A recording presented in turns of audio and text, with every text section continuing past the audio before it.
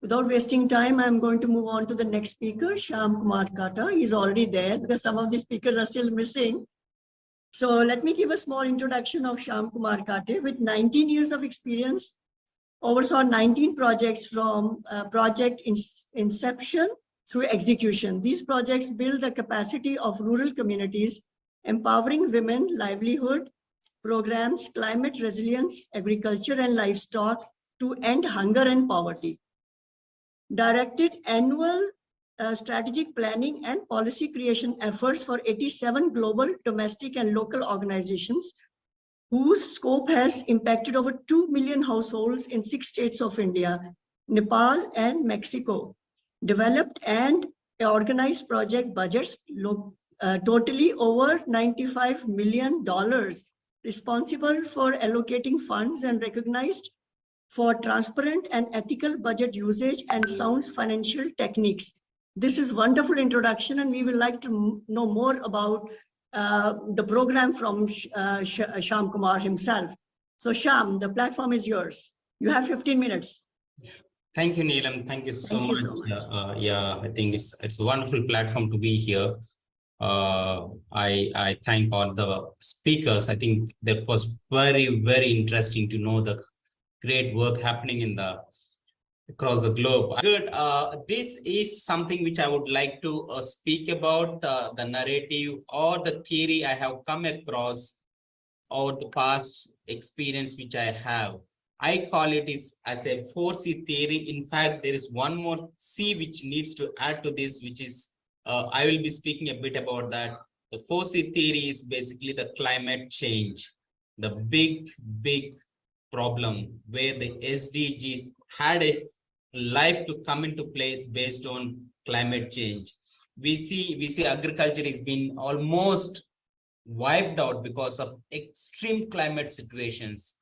I work with farmers. It's been 3 seasons, last 3 seasons, every time, including the seeding part, is been wiped out because of floods. And in some parts, it's extremely difficult because of drought. There's no rain. People are dependent on rain-fed crops. So the biggest challenge which we are speaking about is climate change. The ELSA locations are disappearing. We don't have, we can't even to create ELSAs in some places. Second thing is the COVID. COVID has big impact on everyone's livelihood.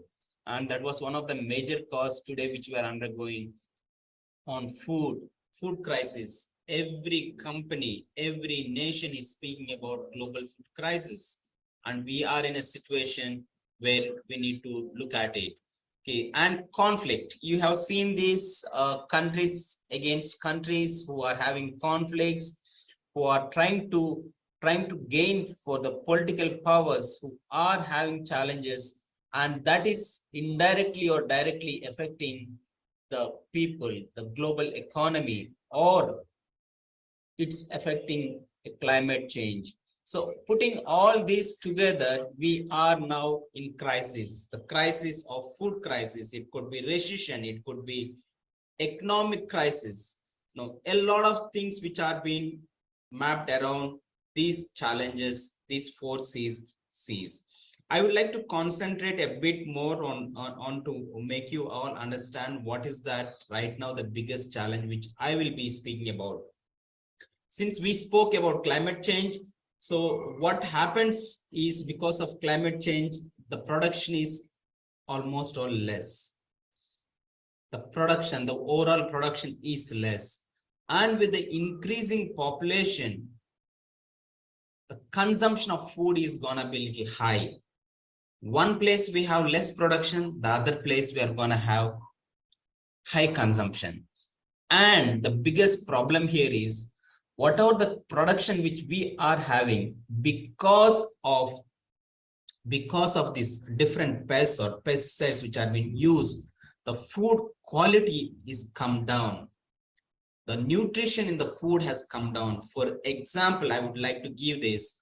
For example, going ahead maybe in the next couple of years, if a person is gonna consume 1 egg, and if there are the required nutrients of that particular egg are sufficient for 1 human being, But for him to have the same nutrition, he needs to consume 2 eggs, which means production is less, consumption is gonna high, and even the consumption, he needs to consume more to have the same nutrition which he wants to gain. So this is gonna create a big challenge, and it's gonna be a famine, which we need to look at it. And that is the reason why we are speaking about sustainable development goals today, how we are gonna mitigate this kind of challenges. Out of this, we are gonna hit about hunger, poverty, malnutrition. So it's a complete ecosystem which we are living in, where we need to work on this part so that we can have a better human life and better earth. So this is the theory which I speaking about, the theory of change, which we call in, okay, basically to focus on improvements of out of how poverty we can know, or vulnerability of sustainability for better resilience, which we can look at it. So the change of theory which we are working on, food security is absolutely one thing where we can have food security, and nutrition is something which we need to look at. Farmers are exiting farming. So I keep interacting with farmers on a daily basis. I'm there in the cultivation. I keep talking to farmers, most of them. So they say that they would better lease the land or leave it barren and go and work to cities where they can have at least 5,000, I mean, say at least or $10 to $15 of wages in a month, rather than working agriculture. So a couple of other farmers, they say that they don't know even to go and work as a security guard or watchman or a labor in a city. So that's the reason they still keep doing agriculture, though it is lost. So if you look at a whole scenario, farmer, the main producers, the source of food, the person who is the source of food is not happy because of several reasons. One of the biggest reason is the climate change which you are speaking about. So where we need to concentrate. So how can we create enterprise at the community level within the farming sector itself? How can we make agriculture more sustainable? That is the biggest lookout today, which we are trying to speak about.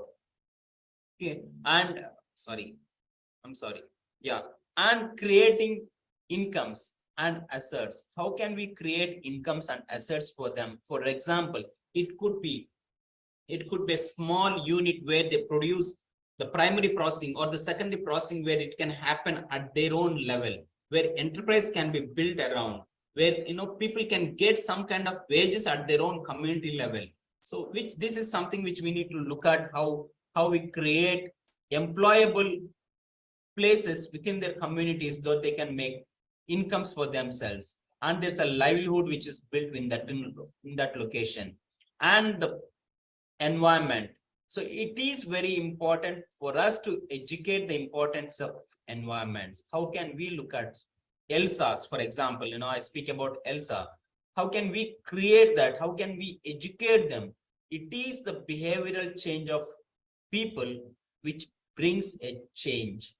The change cannot happen, we keep speaking here, but it's the behavioral change of the people which needs to keep changing, so that we can protect. So if you work on this, we promote women enterprise, especially I speak about women enterprise because women are more focused, they take up challenges, they give productivity much higher, and they are the people who care and who love. So that part, they play a very key role, and I'm very happy to see a lot of women speaking in the past 3 days on a lot of sustainable development goals and the activities they are doing. And last is, we build a community which works within and which can create a change. So, and sustainable community which we can look at for mitigating the challenges. So this is something how we work on. As I was mentioning, that it's very important we build self-employment at the grassroots levels, which is around agriculture, okay, and create rural entrepreneurs, build some kind of infrastructure. See, now the biggest challenge is, I have written a book very recently stating that how to mitigate food wastage. I keep speaking about this. There's a huge amount of food which is being wastages. Why?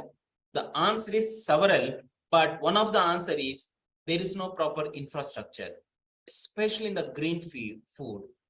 There is no proper infrastructure, store, or the value chains which have been established, or the supply chains which are available for farmers at the grass level. The food is produced, but it's been wasted.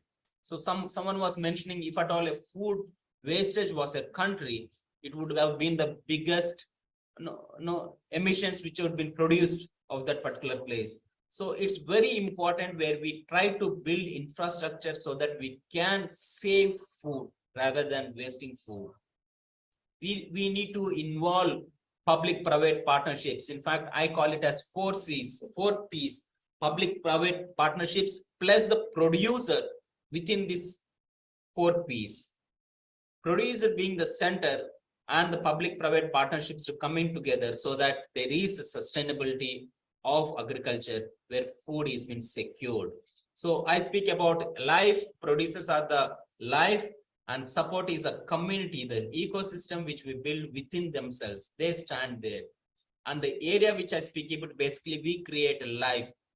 There is a saying in Telugu, Padi Panta, the word Padi Panta is basically family has got their own food. They never buy food out. So they give food out, in fact, a farmer family. But today's situation is farmer is dependent to buy food from outside. He's standing in queues to get his basic food for the house. So the situation needs to change to protect the environment. The situation needs to change to mitigate the food and hunger situations right now. So I would like to go with one big challenge, and I want to give this challenge to everyone who are participating in this particular sessions. So what is that commitment we are gonna to take to end hunger and poverty? This commitment, it should be a personal commitment, it should be a professional commitment, and what are the timelines which we are looking at, which actually can make a challenge. It can give you some kind of great feeling when you start working towards it. So we keep wasting food at home. We see people starving at food, but we still throw food. So what kind of commitment are you gonna make for yourself, for your family, for your organization, or the place where you are living in? Okay, so that's I leave with these 3 questions to you, so that you can think and try to work towards it, so that we can at least proudly speak in our next meetings or next places that I am not a person who is wasting food. I am concerned about the food, the hunger and poverty. So that gives us a great feeling.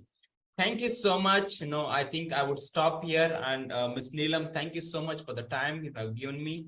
And yeah, thank you so much. Thank you very much, Shyam. And when you speak, I'm also recalling many things like wastage of food, and a lot of grains are wasted because there is no place to keep them. So we don't have warehouses in the rural places. Farmers are losing a lot of crops and they can't hold it. So because I also work with the communities at the very grassroots level with very, very poor people. And I think you are also resonating with me at some point, which is very common for the poorest of the poor. So yeah. I think rather than just making commitments, I think we need to connect with each other. After the platform, because this seems to be a beginning of a new era, rather than having these conferences and having meals and speeches and going home. This is the time for commitment, as your last slide has portrayed very well, that we need to talk about ourselves, what commitment we want to have, and then talk to each other, create the partnerships, and then find solutions for the poorest of the poor. Minute we can do that, wastage will stop, climate change will improve, people will die of hunger, and things will start improving. So I think there's so much of mix of expertise that I'm hearing on this platform. And I just, want to think that this platform should not end in 3 days. We should keep talking to each other. Yeah. We should interact on WhatsApp messages. And there's so much to contribute from each other's learning. Exactly. And your presentation has taught me a lot. Thank you so much, Shyam. And let us be in touch. So.